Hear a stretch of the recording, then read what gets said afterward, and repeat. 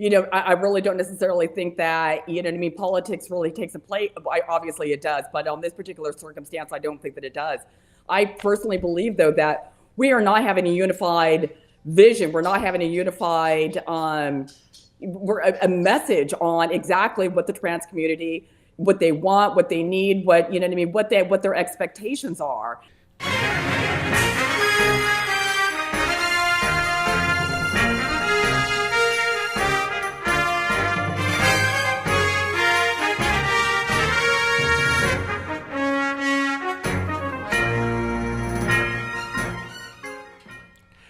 Welcome to Third Side Convo with your host, Bob Phipps.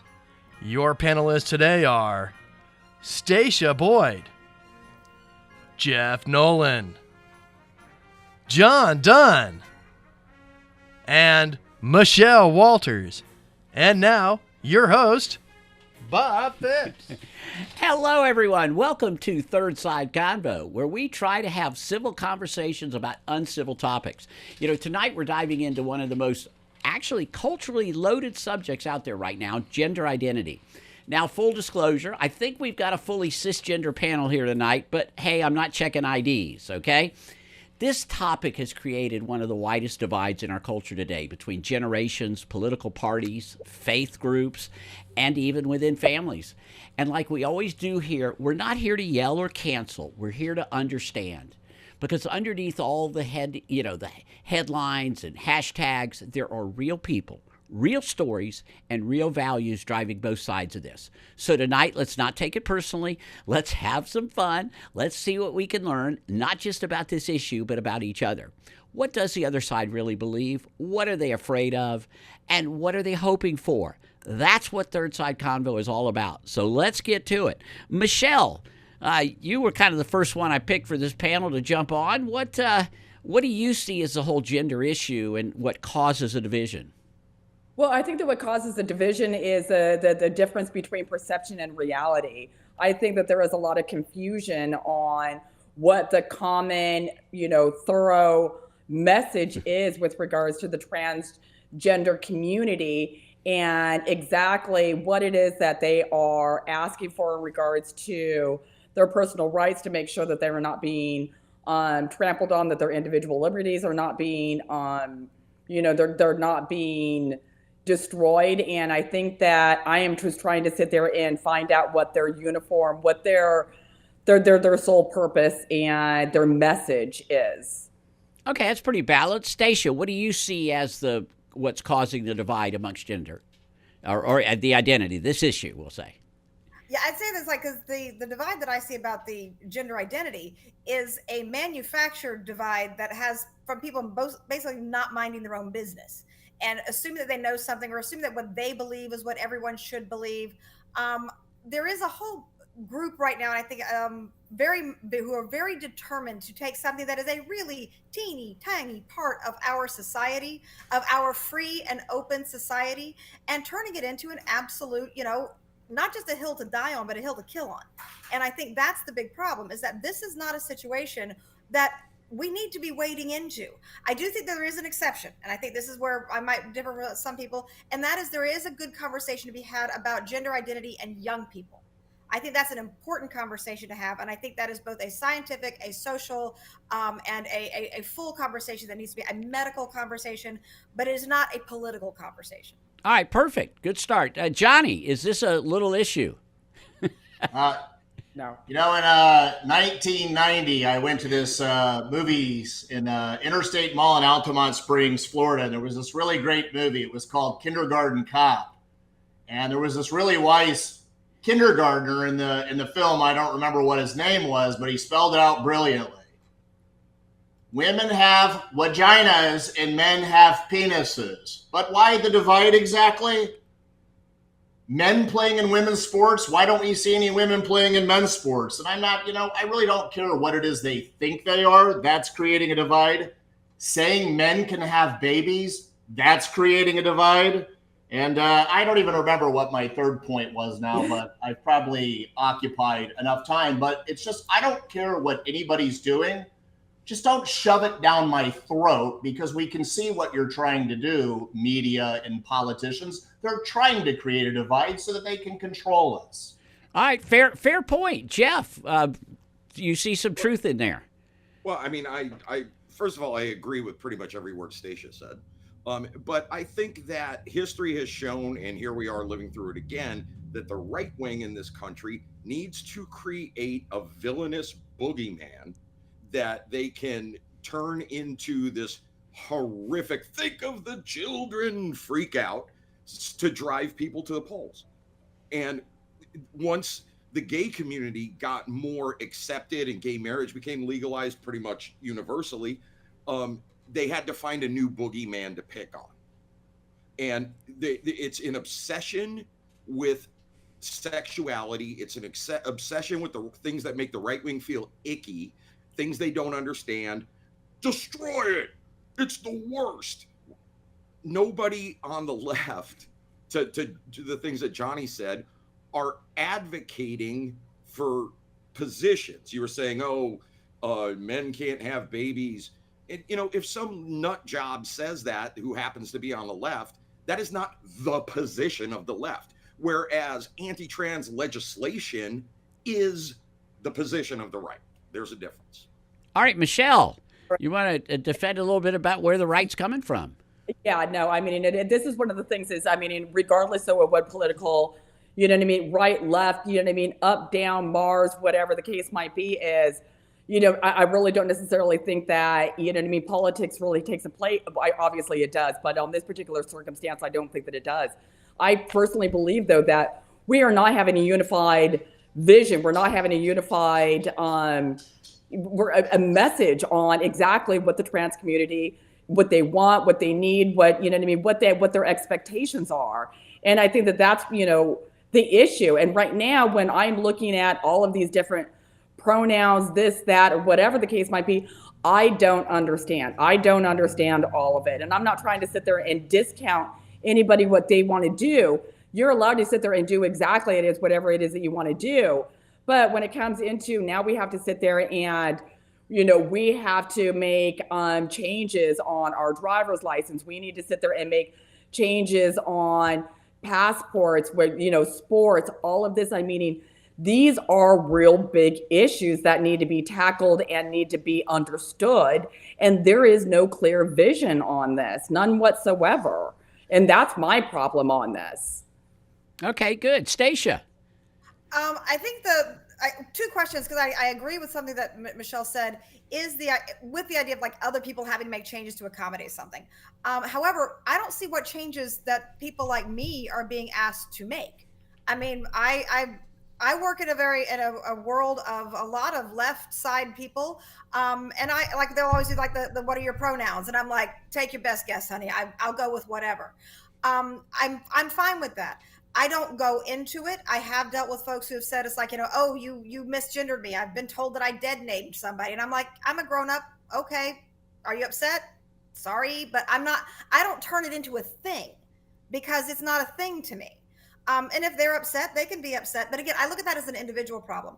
Looking to what the trans community is trying to say as a whole, again, as a society, I don't need to know what the trans community says as a whole. What I need to know as a society is what do our laws say? What they have a right to is the First, Second, Third, Fourth, Fifth Amendment, all things of the Constitution. The laws should apply. They should be able to have a place to live, be able to keep a job, things of that nature. Those are the things that I would concern myself with. And everything else to me is the separating the signal and the noise. I don't think the trans community can even speak with a unified voice any more than any other community speaks with a unified voice. Hey, Johnny, we survived mullets in the 80s. You don't think we can get through this pronoun thing? I do something very old school, and I recently worked with a large restaurant establishment, and when this person came on, they made sure to announce, by the way, I'm they, them. And I go, that's nice. What's your actual first name? And it was amazing. I called them by their first name. Who knew that worked even better than this whole ridiculous lunatic fringe call me by my pronouns thing? and then to be offended by it. And the fact that someone gets offended by a word, it shows that they're mentally unstable, because if words can control a person, anything is going to be able to control that person. But John, you're offended by a word. You don't get triggered by words. Huh? You were just offended by a word, John. You think I was offended? Stacia, are you kidding me? Call me the worst names you can possibly call me right now, and it won't even cause a ripple through my hair. But Jeff, I mean, let me ask Jeff about that, because what you said, it's like, I don't care what he said they, them, and you went, well, I'll tell me what your first name is. It's like, you're the one who made it a thing. I didn't make it a thing. I'm saying I called them by their first name, which is the proper way to do it. Enough of a thing to talk about it on a televised podcast later. Well, this is one of the things is, okay, you know what, though? I went online, you know what I mean, to sit there and go do my blood work. And when they sit there and they sat and they put down gender identity, we have a whole laundry list of things. And I was like, I do not understand all of this. I really don't. I don't understand all these synonyms. I don't understand all of this type of stuff, to where, you know what I mean? I think that there's an expectation that, you know what I mean, within the community, that we're supposed to have this thorough understanding, and we don't, because there is no unified, there is no common theme there. There is, I mean, absolutely none. It's kind of like whatever it is that I kind of feel like within the day. And that's where my confusion comes in. You could do whatever it is that you want to do, but if you want to sit there and invoke that other people are supposed to, you know what I mean, refer to you this way, or that you want to change your driver's license and this and that, you want to go in certain bathrooms or not, or this, and give me a unified, you know what I mean, vision of what it is that you want to see for yourself. And I don't see that within the trans community, not at all. All right, well, that's a lot of the trans community, Michelle. Pardon? Do you see a lot of the trans community? No, I don't see any of it. I mean, and I have gay friends, but no, I don't. I mean, and I really don't. I have to admit, though, I mean, in my research, though, comes from, you know, going online, doing that. But no, I do not understand, though, the trans community and a lot of the problems and the things that they might sit there and face. But I do understand, though, that if you're wanting to sit there and having, you know what I mean, to where on a passport you have male, female, and X, what does that mean? What does X mean to people? You know what I mean? If you wanted to sit there and have other people, and you want to have our administration, you want to have our government make these allowances for you to where there is more than one sex within our community, you need to be. Does the U.S. passport have more than two genders on it? You know what, on what they're trying to sit there and do, actually on the passports they say no, but driver's license, you have male, female, and now you have the option of doing X depending upon the state. Yes, you do. All right, well, we're going to have to take our first break, and then we're going to get back. This is excellent. This is just what we wanted it to be, which is not everybody agreeing, but everybody listening to the other person. Okay, that's all we can do. I can bring people together. Y'all can chat. Y'all can stay friends. Please subscribe, YouTube, thirdsideconvo.com, and we'll be right back after a word from our sponsor. Aw, Dad, my computer's slow again and I can't. Call Your Computer Solutions today, and we will scan for viruses and clean that computer up remotely and make it fast again. Our phone number is 407-826-0810. Thanks, Dad. My computer's fast again. Now I can do my homework. Thanks for calling Your Computer Solutions at 407-826-0810. The Tribia Show would like to thank Boggy Creek Airboat Adventures for being one of our sponsors. I got to go on an airboat and saw a real gator. I even got to go to the gem mine and mine for some gems. We ate a steak dinner at the restaurant and even got some gator bites. If you want to have a blast with the entire family, I suggest you go to www.bcairboats.com right now. Get your tickets today. The website again is bcairboats.com. All right, I got a question. I got a question for each side. Okay, so if aliens, landed on the Earth, and you tried to explain to them what did non-binary mean, what would you tell them? Stacia, what would you tell them? If an alien, okay, I would always say first, why do you want to know? Is it your business? That's always my first question. But if they really wanted to know what this meant, it would mean that in our world we have two common genders. We have male and we have female. That is what most everyone is, one or the other. For some folks, they might be born intersex. There are some people who might not be asexual. They might not have an identity. Their brain might disconnect from what they think. There might be a difference there. I would say that for a small minority of people on our planet, out of the billions, there are some people who have a difference of what happens between their brain and their body is somehow different. Okay, fair enough. Johnny, how many genders do you generally recognize? 2. Okay, so you're going back. I would tell the alien, I'd say, hey, Mr. Alien, have you seen Bigfoot lately? And he'd say, no, I haven't seen Bigfoot lately. And I'd go, that's how many non-binaries you're going to see as well. All right, hey, Jeff, back in the old days, the comment that we made when we were kids was live and let live. Yes, we did. What's happened? I think to my initial point, I think that the trans community being incredibly small and really not equipped just through numbers and organization to fight back are incredibly easy targets to be vilified, to get bigots and people who are way too wound up about how other people live to go to the polls. And every single year it gets trotted out. And now, especially with the advent of social media controlling everything, you have young people who are much more open-minded about this thing, and frankly, just don't care as like the way that us old farts do, who are empowering that socially.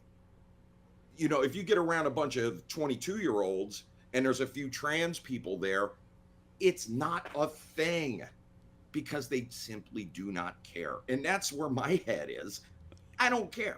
I don't understand why anybody would care how someone else lives their life. Okay, so that was talking about adults. Let's go back to kids, which kind of Stacia started us out with in her opening. What's the effect on kids for the 27 genders or 30 genders or how many ever there are right now? Because it's not all just transsexuals that this whole gender conversation is about. Yeah, I think that this is a situation where it is complicated and more complex. I do know people who were I met them as children, as one gender, and then they transitioned as they got older. Some of them are much happier and better people now. Some of them, are not so great now. But of course, I also know cis kids who are also a complete basket case and a mess. I think that with children, the challenges that we have, and there's a really good writer, Andrew Sullivan, that I really enjoy his writing. He's a right-leaning individual, gay man, British, moved to the U.S. citizen now. But his point with all of it is that one of the things in this rush to basically normalize and politicize transgenderism for adults and putting it towards children is that you are now talking about young people who there are issues of people coming to terms with their sexuality. There are issues of people coming to terms with their body. There are issues with people coming to terms with society. One of the things that you cannot deny is that when it comes to young people, especially in middle school and high school, if you start to see like a single person starting to go from say, oh, I think I'm transgender, I want to go from whatever, it will dominantly be male or female to male. That group will be enormously larger and it'll be a cluster within a school. There is something going on there that is not necessarily that seems to be more aligned with peer pressure or something. I think those are actual studies done by actual scientists in actual real world situation. So when you start saying, well, we should be able to allow anybody to have surgery or puberty blockers as a recommendation, I don't think that's a good idea. So Johnny, a lot of what you do is what you talk about is kind of what you become, we'll say.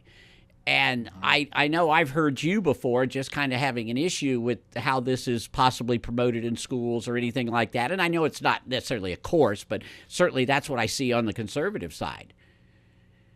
Well, interestingly enough, I have a very close friend.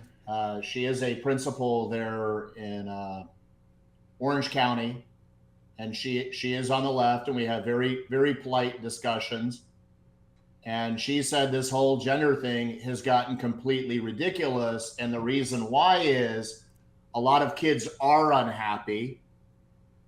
So they start latching onto things that they think are going to bring the happiness back into their lives. And then they're latching on to just whatever and grabbing onto it. And it's just creating, and these are her own words, not mine. It's creating a lot of confusion where confusion doesn't need to exist. Exactly. Well, that's interesting, I think, Yeah, Johnny, and I don't necessarily disagree with that. But it seems to me that the solution, or at least a way to approach that, is not to vilify the trans community. It's to go to the core of the systemic things that are making children feel that way. Oh, look, I completely agree, Jeff. I was recently asked by a venture capitalist to be a part of a philanthropic project to provide 10 million men with mental health counseling. And I told the guy straight up, I go, I'll help, but I'm not really interested in that. I said to him, I'm wondering at what point society figures out the way we're doing things doesn't work. And I would like to be a part of the transformation of all the institutions that are resulting in 10 million men plus in my age bracket needing mental health services. But I don't know if it will happen in my lifetime, but I can tell you I am doing my part, which is why I tuned out of all politics, and I'm just helping people discover their true identity, because everyone will think I'm speaking bombastically here, but I'm not. 99% of our population in the United States of America is very confused about who they are. And if we ever want to do a little session, the way I can show you how true it is, I would be happy to do it. But that's why there's all these confused children, because they were raised by very confused parents. And then there's all these societal pressures that are tugging at them. And when you got only 10% of the population that's actually happy, and they don't have the tools to discover what creates real happiness, we're just grabbing onto everything we can to try to figure out how to be happy again. And then usually the byproduct is a lot of that stuff creates shame in our lives, and it buries us deeper and deeper and deeper away from being happy. Yeah, it's as if there isn't enough to worry about in the world, right? Yeah. Well, let's talk about a couple of the practical things. We haven't even hit on sports. I know, Michelle, you haven't gone out for any men's basketball team lately. What do you see as far as the youth sports issue with the whole thing? I mean, again, it's one of those where, I'm in agreement on, there's male, there's female. And I understand on the very, very, very rare, occasions to where you do have the intersex. And, biologically, I do not see that, when you're looking at under 18, somebody who wants to transition from a male to a female walking into a sport, they automatically have an advantage. And I am, not in agreement, though, with a lot of the stuff that's going on, the new, policies and procedures that are taking place with the Olympics. They're just looking at testosterone, or actually, I think in a reduction, though, of testosterone levels, to where they're really honestly trying to sit there and level the playing field. I just kind of, what I see is, people just being able to sit there and go out and kind of dictate, okay, well, this is my personal preference. This isn't my reality, but this is my perception of what I want. So therefore, I'm going to play this game upon my perception, not my reality. And that's going to sit there and create a disadvantage for either a male or a female that is, rightfully within those sports. So I am, Yeah, that's fair. Jeff, do you see the conservative side of this one on the sports? Yeah, I do. Okay. And I don't dig the idea of a male to female trans person, especially at the sort of like high school and college level when everybody's really young. Competing in a women's field. Now, I mean, there's a whole other conversation there where there are certain sports I don't understand why there is a men's and women's division. Right. Yeah, like darts or something like that. That was a big one recently. I mean, it's like, so I also think, and you're going to think I'm joking, but I'm really not. I think there should be a sports league that covers many different games, different types of sport, and anything goes. Testosterone boosters, steroids, women to men, trans to women, whatever. I'm telling you, within 5 years, it's the biggest spectator event in the country. Got it. We like things. I'm like, I don't know about that one. Look, I mean, It could be. Stacia, last thoughts on this. I know that if I were heading to prison, I'd start to feel feminine pretty quickly, but that's another issue. You might not. You might not. I'm sorry. I'm not letting Bob get away with that one. Okay. That is the boomerist bull right there that you just said. And, this whole equation of like prison and gayness and effeminate and gay sex, it's frankly at the core of the problem from a discourse perspective. Okay. And then I'm sorry, Stacia, I stepped on your comment. I'll shut up now. Well, I thank you for pointing that out, because I was going to go that direction, which is essentially the idea that most people do not understand men and women to begin with. It's like the idea that somehow a women's prison is some kind of like a softer, better place to be because women are so much more reasonable. Like, what world do you live in, man? It's like people who are bad people are bad people. People who are misunderstood, hurt, all that kind of that is a real issue. When it goes back to the thing about just like the idea for sports, especially sports, being able to participate in the things of life is important. However, there are some things that are more important. And if you are truly a transgender young person and you are in that late teen to early 20s time, and you are switching, I'm sorry, at that point, we do have rules around these. We do have rules that apply and should apply.